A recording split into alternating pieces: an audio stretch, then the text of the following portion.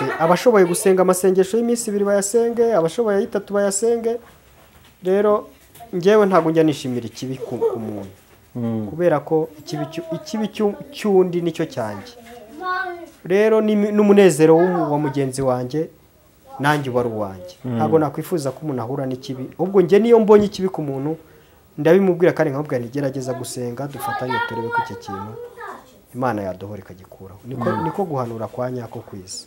Yihangana, ukabona umuntu aca bugufi, ukabona umuntu agerageza kugira ukuri. Nubwo ntawuzuza ibintu 100%, ariko Bibiliya ivuga ko abagerageza gukiranuka nibo bakiranutse. Kandi abubaha Imana nibo bana b'Imana. Rero nubona umuntu agerageza guca bugufi, umuntu akagerageza kubaha, umuntu akagerageza kumvikana, mbese mu yandi magambo ukabona umuntu aragerageza amahoro, ukabona umuntu ntago ari umutekamutwe, ukabona umuntu ntago afite ibinyoma akumuntu nikabura, ariko ukabona umuntu aragerageza, mbese mu yandi magambo rwose uwo nguwo abagerageza gukiranuka. Ntabwo mufite n'akadevo ko utahugurika, nta muntu ujya ubagira inama. Nyine urumva umuntu udahugurika bihita bibikubwira. N'iza mbuto Yesu yavuze ati muzamenyera ku mbuto. Akora iki kugira ngo abo bantu babihuwe na Yesu kandi Yesu yarabaryoheye mbere, ariko bitewe n'ibyo babonye, bitewe n'igihe bongeye basubiye kuroba. Impamvu aba bantu nabo hari igihe rimwe na rimwe nshobora no kubavugaho bakanihangana, kubera ko aba bantu bari kubihirwa na Yesu babwiwe Yesu nabi, kandi iyo umuntu ababwiye Yesu neza ntago babyumva, kubera ko twebwe kenshi na kenshi ntago tuzi kwitera hejuru, nta nubwo tuzi kuvuga ngo biracitse, kandi abantu ntago bari gushaka kumva ibibafitiye umumaro, bari gushaka kumva ibitabafitiye umumaro. Rero bari kubihirwa na Yesu, ariko si uko Yesu abihi, ahubwo bari kubwirwa Yesu nabi kuko ari byo bashaka kumva. Kuko buriya yisengera Imana ye ave muri kirabaye, kubera ko abantu benshi baravuga ngo mwami mwami, ariko ntago ariko bazabona Imana. Rero abazabona Imana ni ababanye n'Imana, bakora ibyo Data ashaka. Ubundi hasigaye kuvuga ngo mbese ntihagire umuntu ureba umuntu wese narangamire uwamuhamagaye, ari we Kristo, aba ari wagenderaho, kuko niwe kimenyetso ni narwo rufatiro twe tugenderaho dufatiraho. Ubundi hasigaye nureba umuntu ngo arakijijwe, ejo azagwa nagwa nawe wari umukurikiye umugwa inyuma. Bivuze ngo wigira umuntu ahagarara akaba ahagaze ahantu yenda nko ku muhanda wa kaburimbo, uwo ntaba ahagaze, hakaba undi uhagaze ku musozi, uwo ntaba ahagaze, hakaba undi uhagaze ahantu nko mu kibuga, hakaba undi uhagaze nko ku rutare, hakaba undi uhagaze ahantu ariko iruhande rwaho hari umwobo, uwo nawe ntaba ahagaze, hakaba undi uhagaze ahantu ariko hepfo yaho hari iki, hari imanga cyangwa ahantu ariduka. Rero urumva umuntu wese yicunga uburyo ahagaze n'uburyo ahagazemo n'aho ahagaze, kuko nk'uhagaze ku manga aramutse aguye yagwa mu manga, uhagaze iruhande rw'umwobo aramutse aguye ni mu mwobo. Rero urumva ko guhagarara biratandukanye. Bikate ni iki ngiki ntabwo acyumvishe, yararashwe ariko inzira ari kugenda acamo, ari kugenda yanuza iri kunuka. Uri kunyumva? Abantu benshi batinye kuyicamo no kwegera hafi bitewe n'umunuko aha bari guteramo. Yarashwe amaraso ari kuvana kandi hari kunuka bitewe n'ibyo ne kugenda tamo. Iyi nzira abantu regendamo bate ko no bari kuyibona hafi yayo, kuvuga ati buriya nawe yararashwe ni nkawe. Umvishe? N'uwo babonye hafi yayo we ushaka uburyo yahatunganya. Umonye tuvuga ati nawe ni nkawe yararashwe, bose ni bamwe bakahita bashyira mu gatebo kamwe kuko bamaze kumva umunuko. Ntago wihishira. Iyi nzira Sahabu wenyine wiyoberanije, na Sawuli yigeze kwiyoberanya. Urumva? Amaze kwiyoberanya ajya yicisha abapfumu, amaze kubicisha n'abandi bantu bakuze, arangije kandi amaze kubona ibintu bimuyobeye bimucanze, ajya ku mupfumu w'umukecuru aramubwira ati nshikira Samweli muvugishe. Ariko agenda yagize gute nabwo yiyoberanije. Ariko kubera ko iyo umuntu yiyoberanije avumburwa, ubundi umuntu wese wakoze ikintu cyo kwiyoberanya byanze bikunze umuntu aratahurwa. Sahabu wenyine wiyoberanije na Sawuli yigeze kwiyoberanya urumva amaze kwiyoberanya ajya yicisha abapfumu amaze kubicisha n'abandi bantu bakuze arangije kandi amaze kubona ibintu bimuyobeye bimucanze ajya ku mupfumu w'umukecuru aramubwira ati nshikira Samweli muvugishe ariko agenda yagize gute nabwo yiyoberanije ariko kubera ko iyo umuntu yiyoberanije avumburwa ubundi umuntu wese wakoze ikintu cyo kwiyoberanya byanze bikunze umuntu aratahurwa itibibuno ndamutse mbavuze bashobora kugira ngo wenda nugutukana ariko buriya hari abantu bakorana ubujiji niba yenda ubujiji byaba ari igitutsi bambabare ntago ari igitutsi cyangwa ariko mu murimo w'Imana abantu bakwiye kumenya ubwenge kubera ko buriya abantu turi bamwe icyago cyawe nicyo cyanjye icyago cy'umuvandimwe wawe nicyo cyago cyanjye rero umuntu hanura ibintu bibi akajya kubisengera ngo bisohore iyo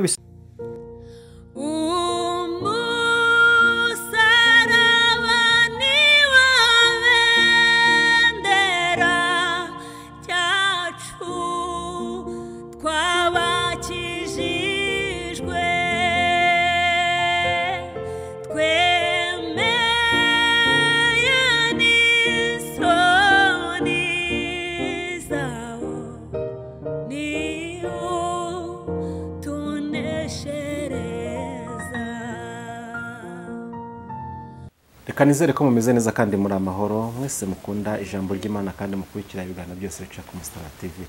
Reka tuvuge ngo ineza y'Imana nibane namwe kandi umugisha w'Imana ubomeho ndetse n'abanyu bose. Hafi na kure mwese rero tubahaye ikaza mu kiganiro cyacu cy'uyu munsi. Muravugana nepo kuri mikoro no basohoza kandi no wifuriza ishyanihirwe mu byo mukora byose mu byo mweshejeho amoko byose.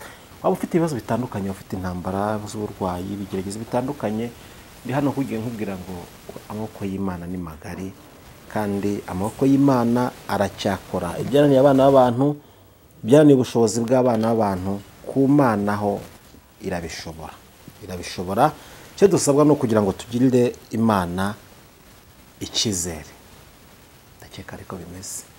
Mugubwe neza rero kandi Imana ibahire. Ndi kumwe na Muhire Didier, umukozi w'Imana, Imana yo gukoresha muri iyi minsi. Muhire, umeze neza? Amahoro.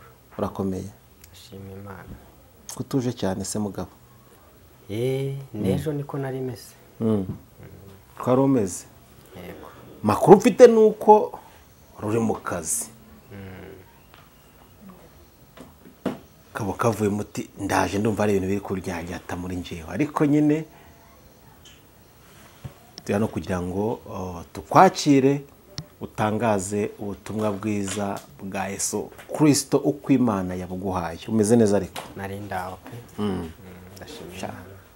Twaye tuburanye kabisa. Twaye tuburanye.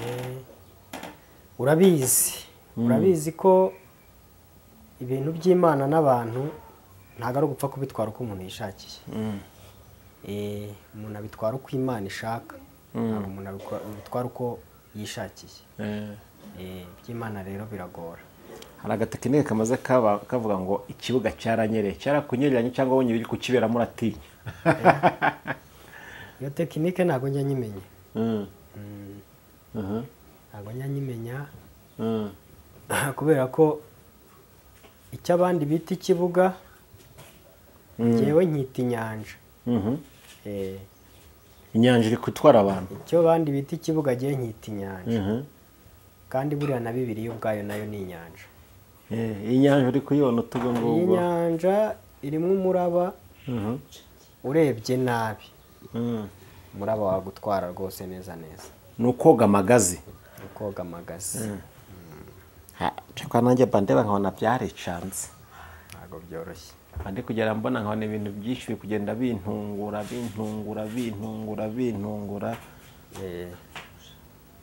Nkabura uko bikanshanga. Oya nta kundi no gukomera. Didier. Yes. Ariko nubwo tutakubona ujya ukurikirana ibintu bibera muri social media. Social media ndayikurikirana rwose. Uyu munsi social media ni reso muri kuyikuramo. Social media isomo ndi kuyikuramo.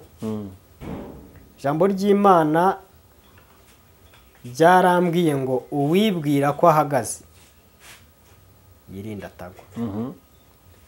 Rero social media yo iragaragaza ko hari abantu bibwira ko bahagaze, ariko birinde batagwa. Birinde batagwa. Mbese mu yandi magambo bacunga uburyo bahagazemo, badapfa kugera nk'abandi bose. Badapfa urumva buriya abantu bose buriya guhagarara nyine no guhagarara pe. Uzasanga abantu bahagaze ahantu hatandukanye. Hari umuntu uzasanga ahagaze mu nzira, hari umuntu uzasanga ahagaze ku giti, hari uzasanga ahagaze ku rutare, hari uzasanga ahagaze iruhande rwe hari umwobo, hari uzasanga ahagaze iruhande rwe hari amazi, hari uzasanga ahagaze iruhande rwe hari imanga. Rero ni ukuvuga ngo uwibwira ko ahagaze, mbese mu yandi magambo abanza acunga ahantu ahagaze, kuko naramuka asanze ahagaze ku manga nagwa nepfo ni mu manga. Ni ukuvuga ngo yirinde atagwa, kuko ashobora kugwa ugasanga arahagaze ahantu hacushumuka agahita agwa mu manga. Yazagera mu manga ameze ate buriya byaba byarangiye. Uwibwira ko ahagaze ashobora kuba azi ko ahagaze ahantu hakomeye, kandi ahagaze ahantu mu yandi magambo hari icyobo, mbese haridutse. Noneho yahagarara nabi atirinze mu guhagarara kwe, akagwa muri cya cyobo, akagenda nka ya nzu yubatse ku musenyi ngo kugwa kwayo kwabaye kubi cyane.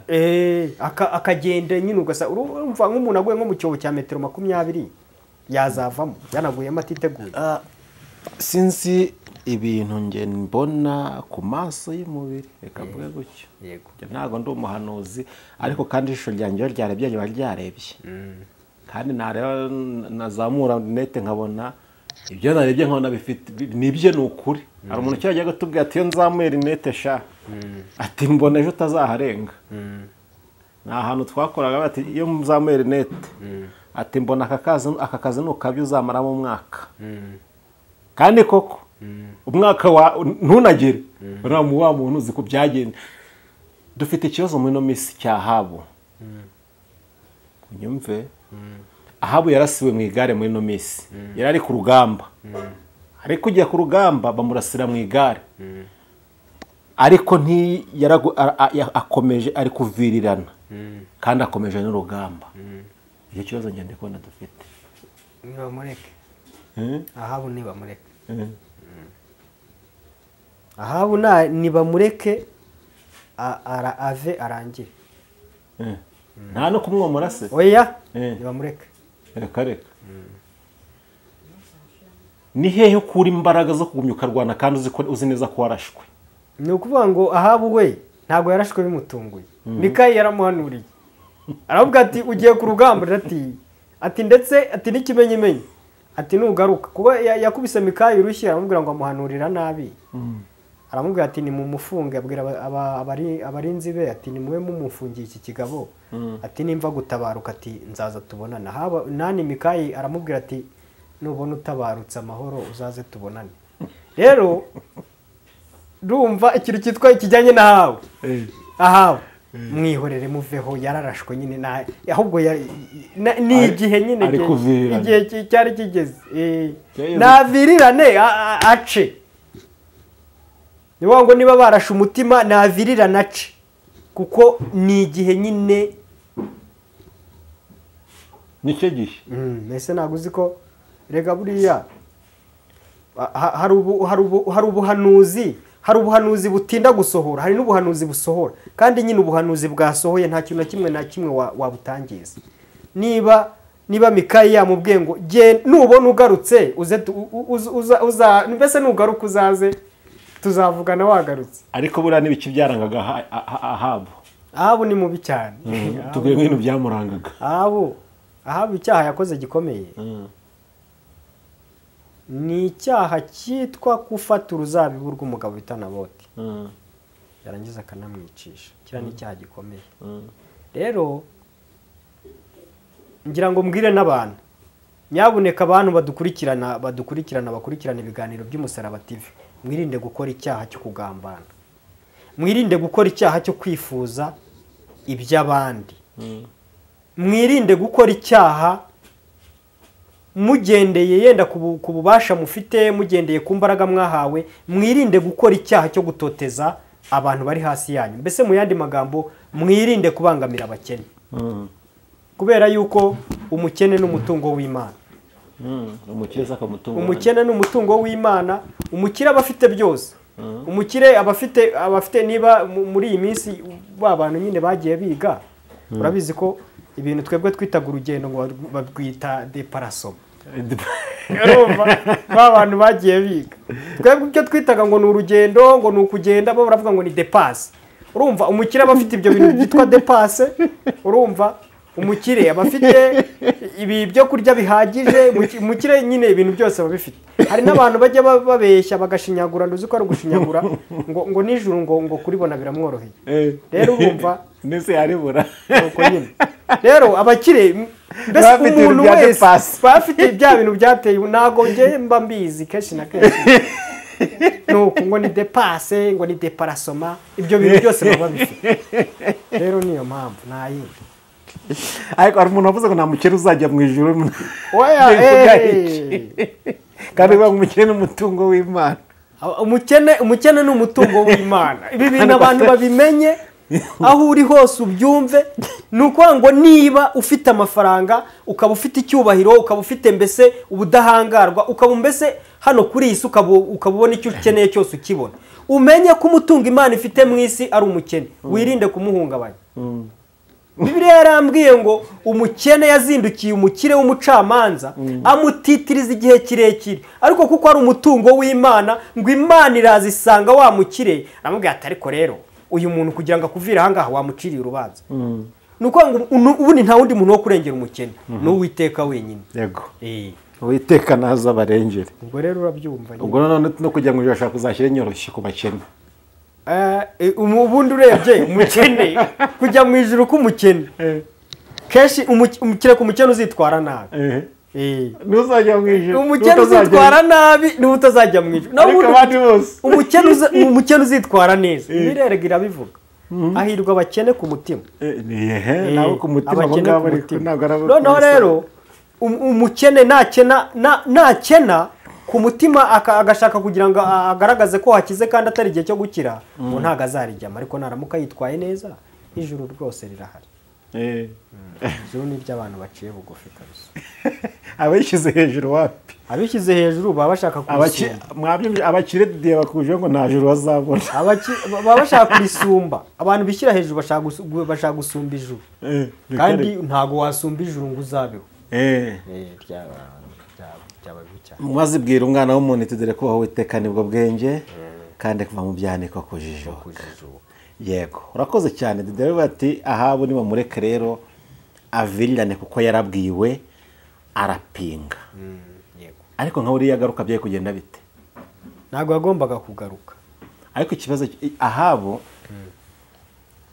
ngo yemera ko ari umukozi w'Imana, ari we mukozi wenyine w'Imana, hari we wenyine ubaho. Niko yemeraga. Ni mpamvu bamuhanuye ibintu bati sibyo, kuko yari yiteze ibyo baramubwira ko baramubwira. Oya, ahubwo Ahabu uzi ikibazo yari afite se. Amatwi ya Ahabu yari yararenze urwumviro. Urwumviro rw'amatwi ye rwari rwarapfuye. Hari inyama iba mu gutwi k'umuntu ituma umuntu yumva. Iyo nyama rero y'urwumviro rwo mu gutwi kwa Ahabu yari yarapfuye. Nese ubwo nimba ari umuntu muri no minsi umeze nka Ahabu, iyo nyama yarapfuye, turayimurenganya. Imana izabimurenganyiriza ko ari ikibazo yifitiye kinini. Nese ko biba ari ubushake bwe. Nese ntabwo uzi umugani Abanyarwanda bavuga ngo ngurengura intumva mara ibinonko. Ntabwo nkuzi ngewe. Nuko ngo ubunze nuvuga ngo nyamwaka kumva ntiyanze no kubona. Byose ni kimwe. Urumva yanze kumva, ariko igihe cyo kubona cyo kigeze arabona. Ako mfite ikibazo ngira ngo baze cyane ikibazo kiri mu bahanuzi. Kuki mwishimira ko ibyo muhanuye bibi bisohora? Oya. Ikibi cyase ngo ngo sine nabihanuye. Oya. Kuki mwishimira ibibi ko bisohora? Nkunda kubaza kana gisubiremo. Iyo umaze guhanura uri mu bantu nakubwiye ngo babahanuza ameze nka Eliya igice kimwe abandi bakaba bameze nka Mikayi wicarazo wacyumvisha ubuhanuzi bwe ntibujya buraza nicyo cya mbere nzi ntiburaza uzambaye ntuzamanurira ibintu binini nazo uzaceka bintungure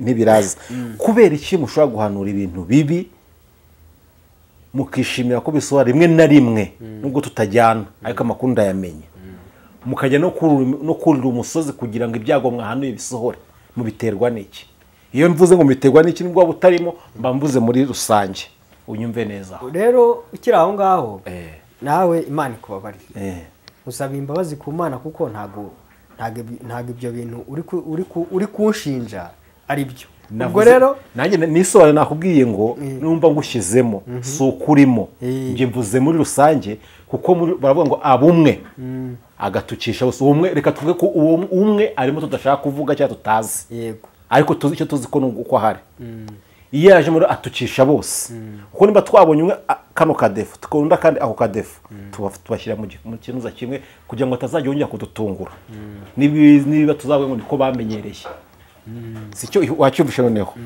cyarumva ku cyanyi babariwe uzi cyabarirwa cyanze nyibabarirwa oya nubundi naravuze ngo kubabarirwa ubwo no kubabarirwa nubundi kuba kuraho rero ngewe yenda mu buhanuzi ngewe ngira yenda bumbamo Imana ingendereye twagiye tunaganira kenshi na kenshi yenda wowe urananzi yenda n'ubuhanuzi nagiye ntangaza no kuri social media wumva kenshi na kenshi mbwira abantu ngo nimusenge sibyo nimusenge nabonye ibintu bimeze gutya ariko mugerageze musenge urabizi ko hari ubuhanuzi nigeze kuzana mu bihe byatambutse mbona abantu bafite abana batoya bari mu kigero cy'ubugimbi n'ubwangavu mbona ari ibintu bikomeye narababwiye mbwira abantu ndababwira nti nimusenge natwe dufatanye dusenge mbwira abantu ndababwira nti ababyeyi bashoboye bafite abana bageze muri iki gihe cy'ubugimbi n'ubwangavu niba bishoboka mufate ibihe byo gusenga abashoboye iminsi 3 muyisenge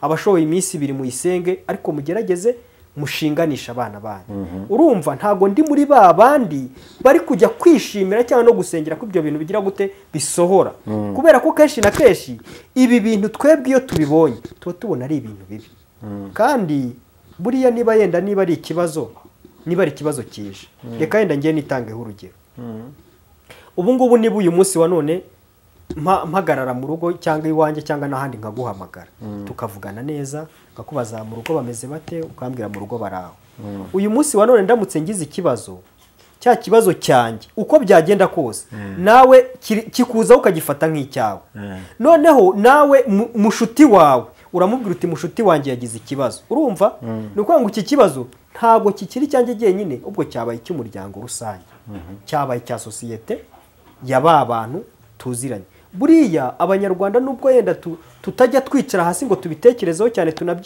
tunabyiteho buriya abanyarwanda tumeze nk'abantu bakomoka ku muntu umwe buriya abanyarwanda turi umwe uyu munsi wa none turamutse twicaranye wowe tukicara neza tukaganira wasanga dufitanye isano we wicaranye n'uriya uri hariya hiri wasanga mufitanye isano ushobora gusanga abantu nka 50 muri mu gace kamwe iyo muganiriye neza mukaganira ibisekuru mukabiganira bikagenda birahurirana ugasanga abantu bagize gute bafitanye isano rero iri sano dufitanye nk'abanyarwanda niryo rituma iyo ikibazo kikugezeho nanjye kiba kindiho rero umuhanuzi ujya ubona ikibazo kuri ngewe akajya kugisengera ngo gisohore buriya nawe kimusohoraho niyo mpamvu ubona ibibazo iyo bije twese kenshi na kenshi biradufata biradufata kuko niba ari ikibazo cy'inzara yaje ntago ari uzasonza jyenyine twese tuzasonza ku kibwo bwenge mutabugira mbere ko mubihanura se ubwo ubwira abandi ariko jye ntumbwire kuko ninjye uri kubisobanura ubwo bwenge ngenda bufite ahubwo ubwo ngewe wowe wamaze kuvumbura ako kantu fasha sibyo fasha uzamura ijwi ryawe nanjye nzamura iryanjye Imana nidufasha tuzabona n'abandi nkatwe nka 2 cyangwa 3 tugerageze dukusanye hanyuma tubwira aba bantu ko turi bene mugabo umwe dufatanye mbese tugira dukora umugozi w'inyabutatu hanyuma tugerageze turwanye ikibi tukibonye dusananirane dusaba Imana iyo urebye uwo mutima w'ubunyamaswa ndabivuga gutyo uba mu bahanuzi bamwe na bamwe w'ubunyamaswa butagira ubumuntu. Sinzi mba n'umunyamaswa ugira umuntu w'ubunyamaswa kamukoresha iyo mvugo. Uba mu bantu bamwe na bamwe biyita, nta nubwo ndavuga ko bitwa ko umuhanuzi nyamuhanuzi, cyambere akunda igihugu cye kuko niwo mugisha we, siko birivuga. Nungira gucya uzaramira mu gihugu Imana iguha. Uri kubyumva, abantu bahanuzi bamwe bafite iyo mitima y'inyamaswa. Bibiri hari abantu bavuze ngo inyamaswa abantu, si biretse aho bivuze mu sezerano cye, sinibuka ibyiciro icyo ari cyo. Inyamaswa abantu baraje bita inyamaswa umuntu, baraza biyambika umwambaro w'ubuhanuzi, ariko bari gutoba umurimo w'Imana. Aho ubona ushaka ubuhanuzi ahantu ugasanga ni iki mu byahanuye, ni iki ugasanga mu byahanuye byose nta n'ikimenyetso na kimwe cy'urukundo kirimo. Akunda mwene se, akunda igihugu abayemo, akunda sosiyete abayemo, nta na sinye n'imwe y'ubuhanuzi. Akenshi umuntu arangwa n'iki? Azaza agutera ubwoba, hano atera ubwoba, ariko ushaka ijambo rivuga ryerekana intsinzi y'uko ibyo bintu byavaho yibure. Ahubwo uzongera umubona kwishimira yuko wenda bya bintu byasohoye cyangwa se bigiye gusohora, ati nibwo buzamwemera. Nkibaza uyu mutima uba mu bita abakozi n'Imana, mu bita abahanuzi, murarwanya mwebwe mugifite inzira z'igisiyoneka, mbivuge gutyo, muri gusenga irihe sengesho? Mu isengesho umuntu agomba gusenga, usibye ko Bibiliya kandi twatangiye tunabivuga, twatangiye tuvuga ngo umuntu wibwira ko ahagaze yirinde. Uri kuvuga ngo umuntu wibwira ko ahagaze yirinda atagwa. Ukavuga ngo kandi abantu ngo bahagaze hajya ngo ahantu hameze hate? Bahagaze ahantu hatandukanye. Hari ukuntu umuntu ahagarara akaba ahagaze ahantu yenda nko ku muhanda wa kaburimbo, uwo ntaba ahagaze. Hakaba undi uhagaze ku musozi, uwo ntaba ahagaze. Hakaba undi uhagaze ahantu nko mu kibuga, hakaba undi uhagaze nko ku rutare, hakaba undi uhagaze ahantu ariko iruhande rwaho hari umwobo, uwo nawe ntaba ahagaze. Hakaba undi uhagaze ahantu ariko hepfo yaho hari iki, hari imanga cyangwa ahantu ariduka. Rero urumva umuntu wese yicunga uburyo ahagaze n'uburyo ahagazemo n'aho ahagaze, kuko nk'uhagaze ku manga aramutse aguye yagwa mu manga, uhagaze iruhande rw'umwobo aramutse aguye ni mu mwobo. Urumva ko guhagarara biratandukanye. Bikaba nka yanzu ngo yo ku musenyi ngo kugwa kwayo kwabaye kubi cyane. Yes, kwabaye kunini cyane.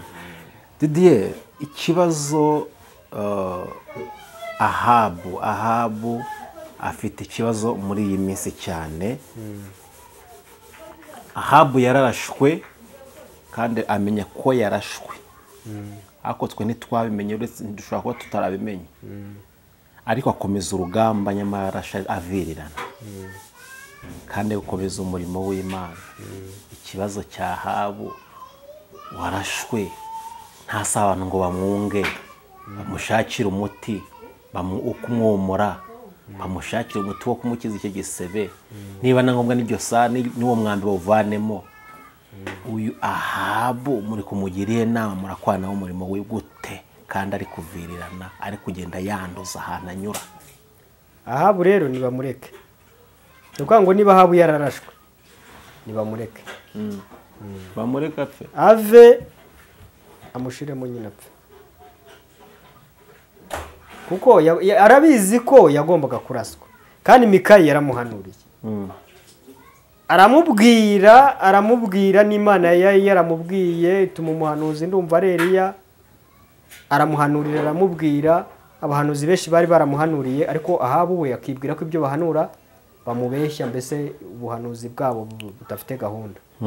Hanyuma no mu gihe cyo kujya guhanurirwa agiye gutera hariya inuza, yagiye Mikaya amaze kumuhanurira, amubwira ati uru rugamba ugiyemo rwose uzapfa. Ahaba amukubita urushyi, rero aravuga ati iki kigabo nimugifate mugifunge n'ubundi kiyakimpanurira ibibi. Ati nimva ku rugamba nzaza tuzabisubiramo. Hanyuma Mikaya aramubwira ati nubona ugarutse uzaze tubisubiremo. Ni ukuvuga ngo yarazi ko agiye kugenda agapfa. Rero kuba yararashwe nyine, ahubwo buriya kuba Ahabu yararashwe ntahita apfa, ni mu buryo bwo kugira ngo yenda byibura rero ko yakwihana muri uku gusezera mbese muri uku gusezera kwe. ariko no kwihana byaramunaniye, yarinze apfa atihana. ko ari kugenda yanduza inzira Nyine kuva akiraswa akabona ararashwe kandi azi ko agomba gupfa, yagombaga kwihana. Ariko yapinze ubuhanuzi, yaza kuba yaremeye ubuhanuzi buriya yari kwihana mu kuraswa, akava ariko byibura ari no kwiyeza. Ariko uyu musore cyagazo avuga ko akiri umwami. Urumva byaramurangiranye nyine. Nyine ikibazo mfite ni iki ngiki, ntabwo acyumvishe. Yararashwe ariko inzira ari kugenda acamo, ari kugenda yanuza, iri kunuka. Uri kunyumva? Abantu benshi batinye kuyicamo no kwegera hafi ya bitewe n'umunuko ahaba ari guteramo. Yarashwe amaraso ari kuvana kandi hari kunuka bitewe n'ibyo ne kugenda atamo. Iyi nzira abantu regendamo bate ko n'ubu ari kuyibona hafi yayo, kuvuga ati buriya nawe yararashwe ni nkawe. Umvishe? N'uwo babonye hafi yayo wenda ushaka uburyo yahatunganya, umonye tuvuga ati nawe ni nkawe yararashwe, bose ni bamwe, bagahita bashyira mu gatebo kamwe kuko bamaze kumva umunuko ko ntago wihishira. Iyi nzira y'Ahabu nibayireke. Ubundi umuntu muzima cyangwa se umwami muzima wahamagawe n'Imana, bibaye byiza ntabwo yaca mu nzira y'Ahabu. Inzira y'Ahabu ni mbi. Ahabu yaciye mu nzira mbi, yaciye mu nzira mbi. Mbese mu yandi magambo, Ahabu yavuye mu isezerano, arazana ibigirwamana, azana umugore w'umunyamahanga.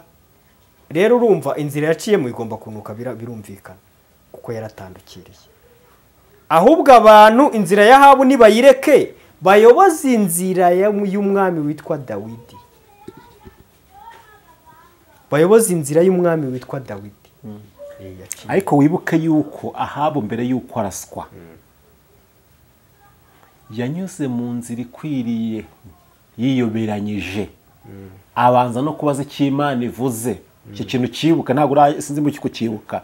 Yanyuze mu nzira nyabagendwa abantu bagomba gucamo, ariko ayinyuramo yiyoberanyije. Uri kunyumva? Ntabwo yagiye guca yayindi. Yanyuze muri ya nzira amanza agiye no kuyoboza, nubwo bamubwira ibintu akabyanga kuko atari ibyo ashaka kumva. Ahabu yumva ibyo ashaka kumva, ntabwo ibyo dushaka kumva ntabwo abyakira. Iyo yumbwiye gukubita urushyi uri kubyumva, agutega imitaka, agutega ko nanagaruka murabonana, sibyo? Yanyuze mu nzira agomba icamo abandi bantu bazima bayoboje Imana, gusa ayinyuramo yiyoberanyije, yitwa nawe ko ari umugenzi, ko ari ku rugamba nk'abandi. Niyo mpamvu barasaga nawe akarasa, ariko mwamuje abandi urabari kukubita we, uramuhinguranye, ariko kugira ngo batamukeka. Banyumvishe? Kugira ngo batamukeka ko yabiyoberanyagamo, niyo mpamvu yanze kuvuga, aragumya aravirirana kandi ari kurwana. Kuvirirana no kukuvirirana ko kugira gutakara muri ya nzira n'abandi baye kuzacamo, ko hateye umunuko. Abantu bamaze no kumenya yuko uri guturuka kuri Ahabu. None iyi nzira barayicamo bate ko n'ubu bari kubona hafi yayibona yaragiye gukora isuku y'ibyo biyikugera bihatakara, kugira ngo abandi bazayicemo hameze neza, umunuko utarimo, bari kumuvuga ngo nawe umeze nkawe. Icyo nashatse kukubaza. Icyo kintu umbajije wanagishubije, kubera ko ukimara kuvuga ngo yayinyuzemo yiyoberanije. Umuntu wese wumva kwiyoberanya, bivuze ko umuntu wiyoberanije yashatse kuza mu ishusho nziza, ariko birangira atayijemo kuko yiyoberanije. Rero si uwo wenyine, si Ahabu wenyine wiyoberanije, na Sawuli yigeze kwiyoberanya. Urumva? Amaze kwiyoberanya ajya yicisha abapfumu, amaze kubicisha n'abandi bantu bakuze, arangije kandi amaze kubona ibintu bimuyobeye bimucanze, ajya ku mupfumu w'umukecuru aramubwira ati nshikira Samweli muvugishe. Ariko agenda yagize gute? Nabwo yiyoberanije. Ariko kubera ko iyo umuntu yiyoberanije avumburwa, ubundi umuntu wese wakoze ikintu cyo kwiyoberanya byanze bikunze umuntu aratahurwa. Sawuli baramutahuye, urumva? Umupfumu yaramutahuye, aramubwira ati wambekeye iki kandi nduzi uri umwami w'iki w'Abisiraheli. Ahabu nawe kwiyoberanya kwe gutuma bamurasa. Aba bantu biyoberanya tubatindeho. none inzira ko bari kuyanduza rero ikibazo ngiye ikibazo mfite murayicamo murayitunganya gute nicyo kibazo mfite jewe iki kibazo ufite ndagisubirisha ijambo rivuga ngo iyi nzira yanyuzemwe abantu biyoberanya nirekwe. Hashakwa inzira nshyashya y'isugi. Ese isugi urayizi? tuyoboze inzira isugi ubundi isugi icyo ari cyo ntabwo nyizi. Rose bya bintu byateye ubu ngubu by'indimi nyine zaje bahita bafata ibintu bakabihindura ikintu cyitwa vierge urakizi?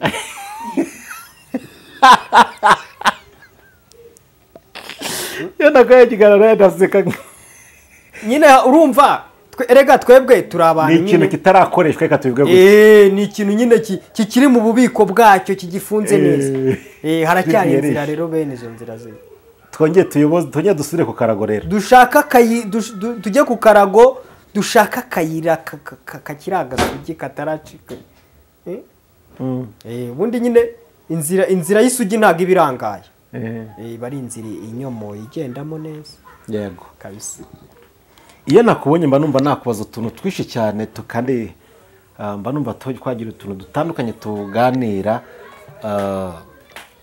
dufite ikibazo muri ino minsi nimba ari ukugira ngo tubemere nimba ari ukugira ngo tubemere gute natangiye mvuga ngo umeze nka Mikayi igice kimwe ukamera nka Eliya wowe turakubona cyo uruhande rumwe umeze nka Eliya arazagwa ahantu akahita abura kigira ikereta kiberayo bamara kwamenya kigira isere nimba yagene nese ifata simbi gutyo akibera ngo nyuma uko narongera agarutse ariko abantu b'abahanuzi kuri social media mu nsengero hose kuko iyo ndwara murayirwaye bamwe muri mwebwe ndi kukuvuga ukababara bamwe muri mwebwe uraza ugahanura ibintu bibi ku bantu ukasubira gusenga kugira ngo bisobe kugira ngo dukunde tukwemere. Ese bimaze iki ko umuhanuzi twamwemera ko ibintu byasohoye? Cyo ni icyambere. Ese umuhanuzi amaze guhanura ibintu bibi yabihanuye byatambutse kugira ngo tumwemere nuko azasaba cyakirwa nabyigamba cyakajya no mu mutayu akazamuka imisozi kugira ngo asabe Imana cyakintu gisore kugira ngo ejo azazubwe ati sine nabivuze sine nabihanuye. Ese ni mufite izihe nyungu ko abantu babazwa n'ibyo mwahanuye kugira ngo munize nyungu mufite kugira ngo tubemere gusa cyangwa hari n'izindi nyungu mufitemo? Abo ngabo ni abahanuzi sinzi ukuntu nabita abandi bibiri iti bibuno ndamutse mbavuze bashobora kugira ngo wenda nugutukana ariko buriya hari abantu bakorana ubujiji niba yenda ubujiji byaba ari igitutsi bambabare ntago ari igitutsi cyangwa ariko mu murimo w'Imana abantu bakwiye kumenya ubwenge kubera ko buriya abantu turi bamwe icyago cyawe nicyo cyanjye icyago cy'umuvandimwe wawe nicyo cyago cyanjye. Rero umuntu hanura ibintu bibi akajya kubisengera ngo bisohore iyo bisohoye kuri wa wundi nawe biba bikugezeho kubera ko nyine buri abanyarwanda tuva indimwe turi bene mugabo umwe. Rero nta muntu wakwifuriza umuvandimwe w'ikibi ababikora nk'abo ngabo ntago bazi ibyo bakora ntago bakora neza. Mbese ndahangaha nabwo ngo Imana ibababarire bige gusenga bamenye icyo Imana ishaka bari cyo bakora niba ari n'ikibi bagisengere gikurweho nibyo byaba ari byiza cyane. Yego. Uti nimba ari kibi bagisengere gikurweho nibyo byiza cyane. Ikibazo nkunda kukibaza abantu nkavuga se iyo umaze guhanura ibintu ubuhanuzi bukakaye gutyo ukurikiza iki ukora iki? Ese ufata n'umwanya ugasenga ugatabaza Imana? Ntago twabipega kuko ntago Imana ibikutuma nkuko bivuze ntago twari kumwe nawe nta nubwo twari tuzi aho mubonana ntituhaze ndushaka no kwamenya. Ese nyuma yo guhanura ibintu bikomeye ukora iki? Urasenga ibuka umuntu ibuka gusenga. Iki kibazo nkumva ntibajijeho ku giti cyawe wowe Muhire Didier. Iyo uhanuye ibintu bikakaye gutyo ku bantu bahanura ibintu nawe bitoroshye kandi bizimije gusa wowe urazimiza urimo imaze guhana ukora iki? Urabizi kenshi na kenshi twagiye tuganira. Urabizi ko hari ubuhanuzi nigeze gutanga hano kuri social media buvuga iby'abana nabonaga ari ibintu by'ibibazo bihari bikomeye. Urabizi ko nagiye mbwira abantu mufate abashoboye gusenga amasengesho y'iminsi 2 bayasenge, abashoboye 3 bayasenge. Rero njyewe ntabwo njya nishimira ikibi ku muntu, kubera ko ikibi cy'undi nicyo cyanjye. Rero n'umunezero wa mugenzi wanjye nanjye wari uwanjye. Ntabwo nakwifuza ko umuntu ahura n'ikibi. Ubwo njye niyo mbonye ikibi ku muntu ndabimubwira kandi nkabwira ntigerageza gusenga, dufatanye turebe ko iki kintu Imana yadohora ikagikuraho. Niko guhanura kwa nyako kwisi.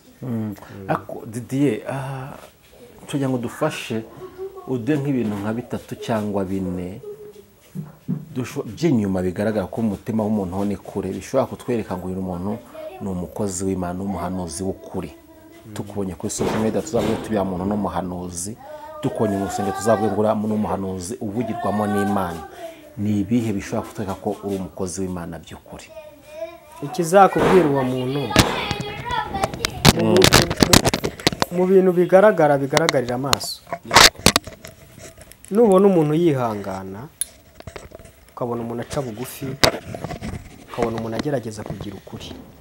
Nubwo ntawuzuza ibintu 100%, ariko Bibiliya ivuga ko abagerageza gukiranuka nibo bakiranutse. Kandi abubaha Imana nibo bana b'Imana.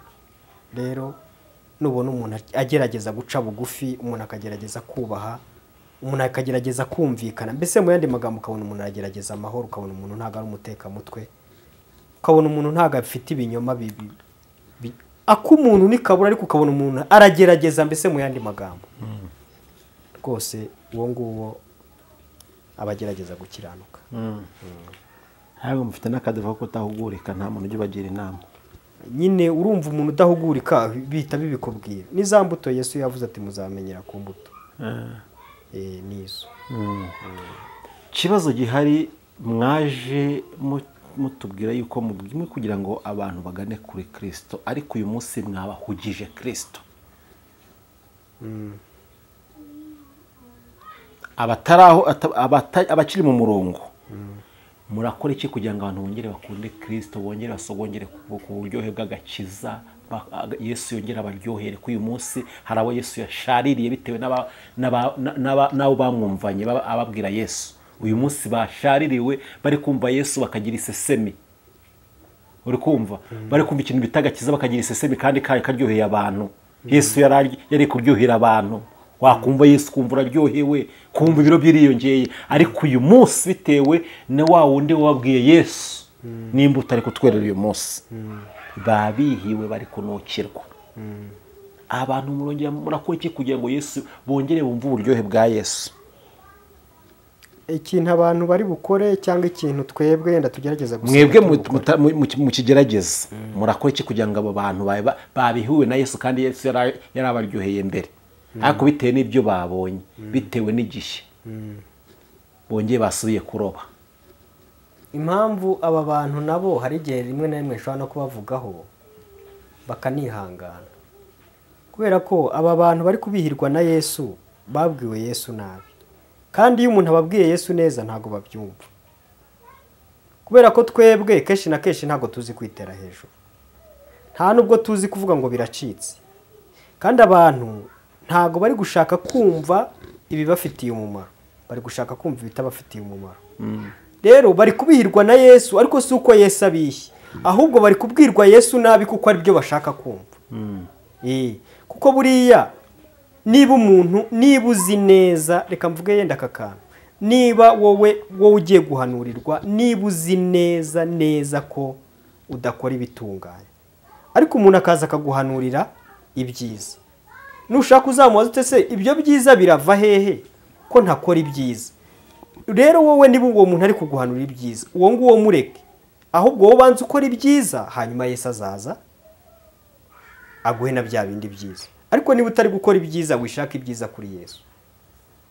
Niba utari gukora ibyiza, niba uri kugambana, ukaba uri kwiba, ukaba uri guhohotera abantu, urashaka guhura n'umuhanuzi ngo aguhanurire ngo akubwire ngo Imana irakwaguye, irakwagura mu bujura kuko uri umujura. Ariko nuramukubonye ko ubujura bwawe nta kintu bumaze ukabuvaho, nkatwe kubera ko tuza tubabwira ngo reka gukora ibyaha, kandi ibyaha ari byo benshi na benshi ari byo bibatunze. Iyo utunze urutoki umuntu ahita kureba nabi, rero agashaka wa muntu umutuburira, yamutuburira yamara kubabara ejo akavuga ngo abakozi b'Imana bararenga. Urumva batarengana se? Icyo Imana isaba, irasaba ko abantu baca bugufi hanyuma bakoroshya imitima Yesu akaza akayituramo. None wowe urajya hari umutima wawe ukawuhagarika, mbese ahantu hose ukahahagarika ukahakomeza ukigira umuntu w'umuhatari, warangiza ukavuga ngo Yesu azaza guturemo. Ni ukuvuga ngo umuhanuzi uzahura nawe ni umuhanuzi uzaza nyine akareba uko ugenda nawe akanyura mu nzira nawe unyuramo, akaguhanurira ibyo ngibyo kugira ngo umwihere icyo ashaka. Ariko umuhanuzi w'ukuri arakubwira ngo niba uri mu byaha bivemo, Yesu akugirire neza.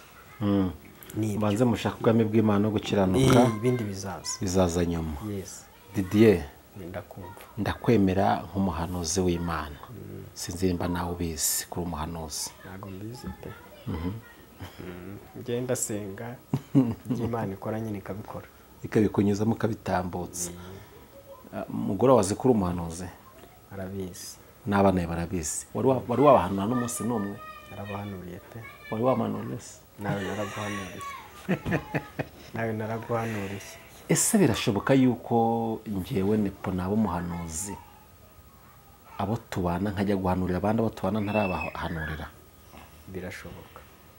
Kandi buri munsi uko buri munsi nkahanura buri munsi ntago bibaho, uko mbonye akanya aho kuvugira ntago bibaho, nkahanura. ntago bibaho. Kandi abo tubana nta n'akamenyetso barambona kuko ndi umuhanuzi.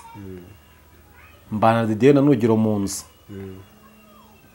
nta n'ikimenyetso kimwe urambona uko naba ndi umuhanuzi, sindanaguhanurira. Ariko buri munsi kumva byacitse ndi guhanura, ndi umuhanuzi w'Imana. Ibyo bintu birashoboka ko umuntu ashobora guhanura abandi abo bana batarabona ubuhanuzi bwe? Ese umuntu ubikora aba ari umuhanuzi cyangwa tuba dusobanurira? Ibyo bintu ntabwo mbyemera. Dushobora kubana nkaguhanurira cyangwa se nguhanurire bitewe, kuko buriya kenshi na kenshi buriya yenda nkanjye ni urugero. Ubu ngubu yenda mbonye yenda nk'Imana iguha amafaranga, si ngombwa kubikubwira. Ntabwo ari ngombwa ko nakurirwa nguhanurira ngo nabonye Imana iguha amafaranga, kubera ko ayo ngayo azaza. Ariko mbonye ibirenge byawe biri kugenda bitambamye, ushobora kuza nkakubwira nkakubwira ni mukozi w'Imana, gerageza ugorora ibirenge nabonye bitambamye, sibyo? Ibyo ngibyo ushobora kubikubwira. Ariko mbonye amafaranga aje, ariko uzambwira ibyo ufite bidatandamye, ibwo nabikubwira ibyo mfite bidatandamye. Ariko niba ibyo mfite bitandamye, ubwo ntabwo nzabona ibyawe kuko nanjye ibyanjye bitandamye. Nina nabibona nzaba ndi kukubeshya, kubera ko ngewe uko ntekereza nuko mbizi, nzi yuko umuntu utasenze ngo abane n'Imana ntagahanura, nta kintu abona ku Mana. Ubwo ni aramutse ananahanuye aba ari umwuka w'ibinyoma. Ese ibirenge byaba bitandamye nk'uko bivuze, ukuntu ibyandi bitandamye ukavuga ati mutandamura ibyanyu kandi nabyo bitameze neza, ibyo byaba. Hari ijambo nasomye ngo umugombozi ariwe n'inzoka atigombeye yaba amaze iki? Nyine urumva naba ndi gukora amakosa. Niba nzi ko nkora nabi, wowe nakurenganyiriza gukora nabi? Oya. Ariko niba ngerageza gukora neza nkabona uri gukora nabi, kuko mazi ko gukora nabi bizagukoraho, ndakubwira ntigerageza biriya bintu bitazagukoraho. Ikibazo rero abahanuzi mwabaye abafarisayo gute? Abahanuzi cyangwa se abakozi bakamvuga gutya, mwabaye abantu b'abafarisayo. Muri bane bavuga ngo umufarisayo bahoraga bafite amategeko ngo bari mu gahanga, ibintu by'isato nyine buri kantu kose bakoze bakakarata. Uyu munsi uyakora ngo mvuye mu yitatu, kandi n'ayumwe aheruka kuyasenga akiga inyigisho z'umubatizo. Iyo atariye cyitse yabibuze ararya buri munsi, cyitse yabibuze cyangwa se yagize gahunda zituma atajya wenda zo ku rugendo, ibintu nk'ibyo ngibyo. Ukaza ukatubeshya ngo mvuye mu yitatu, mvuye mu ishyamba nandi mu butayu, kandi uvuye mu nzu iwawe, ukaza ugahanura gutyo. ese ubundi nibaza nimba uvuye mu masengesho si niwe birakureba ni ngombwa kuhita ubwira bitumara iki twebwe ibyo ngibyo ntabwo ari byo. amasengesho agirira inyungu uwayasenze cyangwa agira inyungu abazabyumva? Amasengesho ubundi gusenga bigirira inyungu usenga, bikagirira n'inyungu na sosiyete rusange n'igihugu. Yego. Kuko amasengesho dusenga kenshi na kenshi arengera n'isi. Arengera n'isi kuko buriya niba yenda ngiye nko mu buryo bwo gusenga nkasengera nk'uburwayi, ngiye nshobora gusengera hano mu Rwanda, hano i Kigali twicaye uyu munsi wa none, umuntu urwaye umutima uri muri Amerika agakira, akajya kwa muganga bakawuvura ugakira, ugasanga ni rya sengesho nasenze ryabikoze. Ese ko isengesho rifite imbaraga zirenga imipaka, ibyo bintu nazabirata nkabigeza he? Nazabirata nkabigarukiriza he? Icyo kintu ntabwo ari cyo kwirata, ahubwo ushima Imana yabigukoresheje.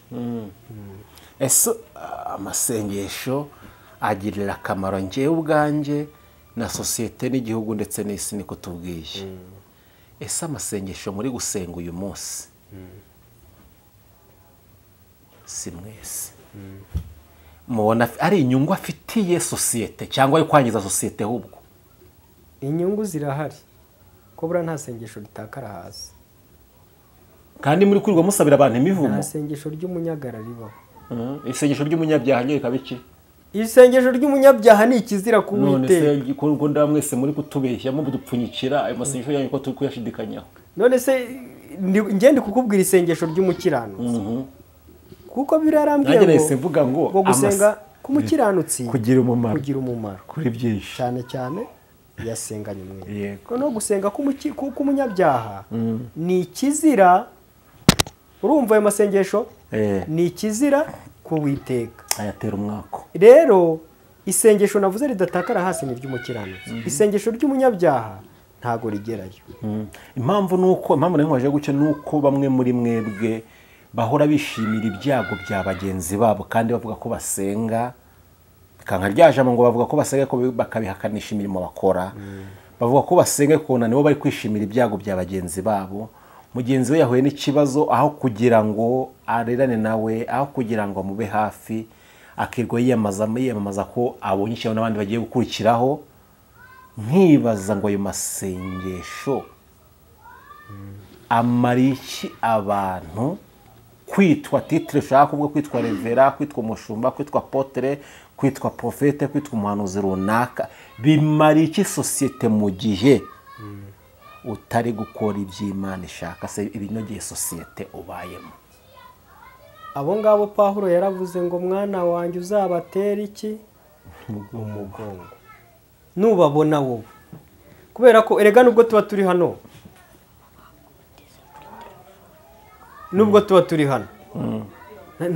ntago twebwe twashobora abantu, sibyo? Nta nubwo twababuza gukora ibyo bintu byabo, ahubwo Bibiliya yo yaravuze ngo bene abo ngabo wowe batera umugongo wigendere. Bivuze iki?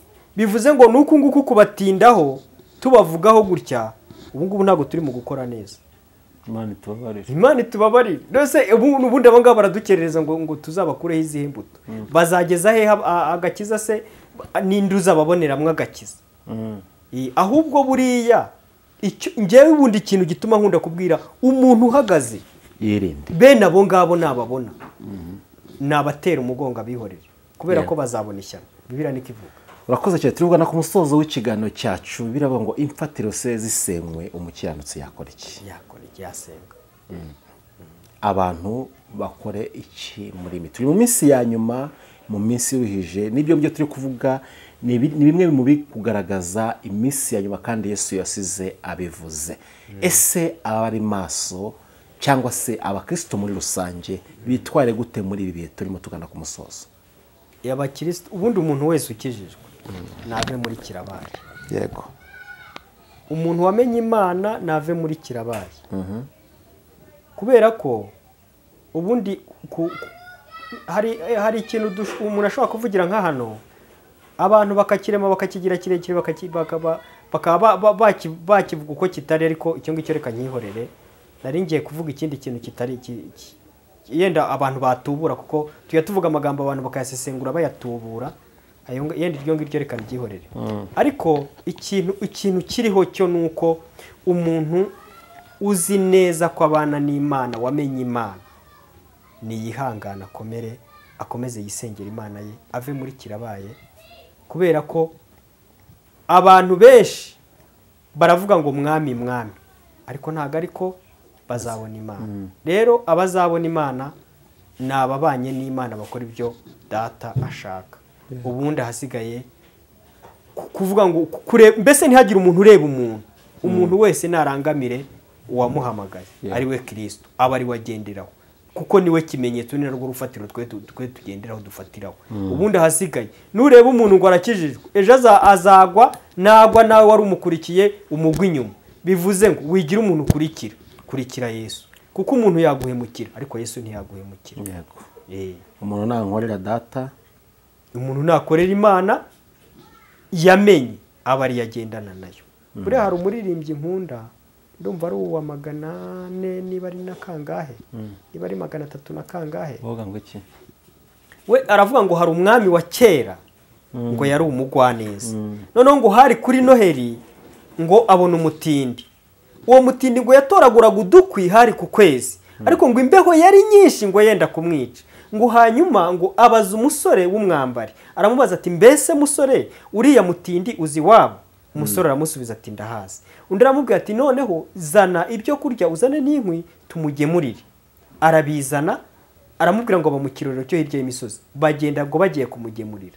None muri kwa kujya kumugemurira, baragiye bageze mu nzira, wa mwana kuko yarakiri mutoya ngo imbeho iramwica.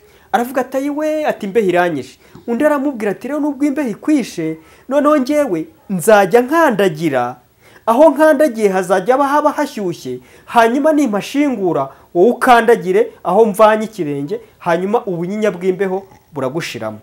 Hanyuma ngo umusore abigenza cyo, agera ikirenge mu cy'umwami shebuja, ngo hanyuma imbeho ugira gute irashira, bagemurira umutindi.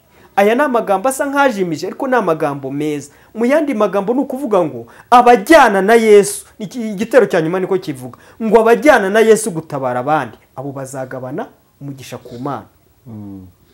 Rero abantu batajyana na Yesu, urumva icyo ikintu gita kigarukamo, ikinyuranyo kirimo. Ni ukuvuga ngo abajyana na Yesu gutabara abandi bazagabana umugisha w'Imana, ariko abatazajyana na Yesu gutabara nta mugabane bafite.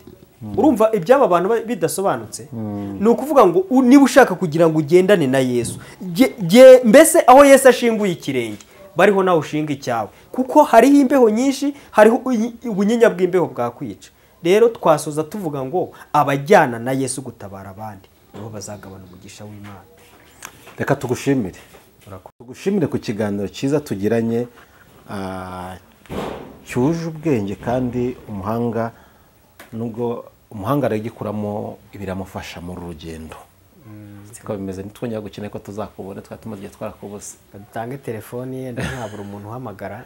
Birashoboka ko hashobora kugira wifuza kwa musengera cyangwa se wamugira inama, kandi bagiye bika ko dusengera n'ibyifuzo. Ashaka afite icyifuzo, hari abantu bagiye mpamagara ngiye akambwira ati nyama turifuza ko mwadusengera, tanga nimero za telefone kugira ngo abantu baguhamagare. Ikindi nababwira nuko ushaka kumenya ibyigisho ugenda utanga umunsi ku munsi, yagusaka kuri Ntutebe TV 250, aho ngaho hagenda kurikirana ibyigisho byose ugenda utambutsa. Tanga nimero ya telefone. 82 20 85 18. Nyine banareba kuri Ntutebe TV 250. Yego. Ubundi hasigaye Imana ibigirire neza abantu bayo kandi bahembure icyo bifuza ku Mana bakibone. Imana ibahe umugisha. Katugusaba usenga Imana. Imana ifite imbaraga n'ubutware n'ubushobozi n'icyubahiro no gukomera n'igitinyiro cyinshi n'ineza. Turagushimye kuko wabanye natwe muri iki kiganiro, kandi turaguhimbaje kuko uri umwami w'amahoro menshi. Ni wowe wenyine wavuze ngo abarushye n'abaremerewe nibaze bagusanga ubaruhure, kuko uri umugwaneza kandi niwe ufite imbabazi n'ibambe. Gwino rero ufasha abantu bawe bagirire neza. Ibi biganiro mwami Imana Nyiringabo ari wo kubizamura no kubiteza imbere, ubwoko bwawe bugirirwe neza nawe, ni mu izina rya Yesu. Amen. Amen.